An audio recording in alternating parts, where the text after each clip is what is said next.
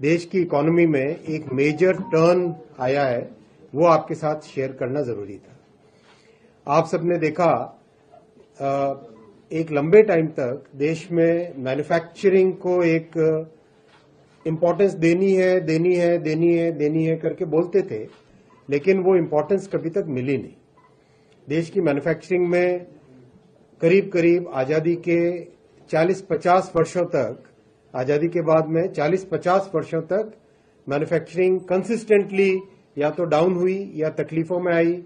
एक तरीके से बहुत ही जो हमारा एस्पिरेशन था, हमारा जो पोटेंशियल था, उस पोटेंशियल को हम कभी पूरा नहीं कर पाए।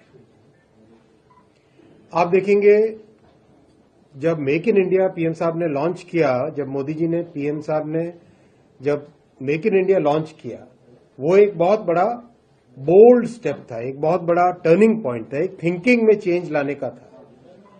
तब भी हमारे विपक्ष के लोग इसको बहुत ही बार बार क्रिटिसाइज करते थे।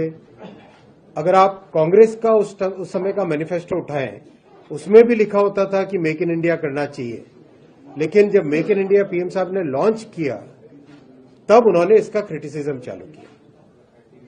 यानी जो 50-60 वर्षों तक कांग्रेस की पॉलिसी होती थी, वो उसी में परिलक्षित होती रही, वो उसी में रिफ्लेक्ट होती रही कि मेक इन इंडिया का भी विरोध करो। मैं आपके साथ आज बैठा हूं ये क्लियरली आपके साथ डेटा और फैक्ट के साथ बताने के लिए कि हम उस परिस्थितियों में पहुंच गए जब हम बहुत जल्दी $1 ट्रिलियन एक्सपोर्ट्स के लिए तैयार हुए, और उसके पीछे फाउंडेशन है मैन्युफैक्चरिंग की।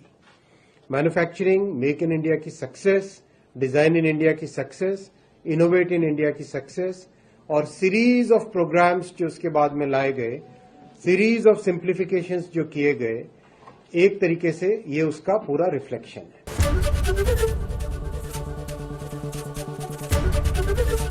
एबीपी गंगा, खबर आपकी, जुबान आपकी।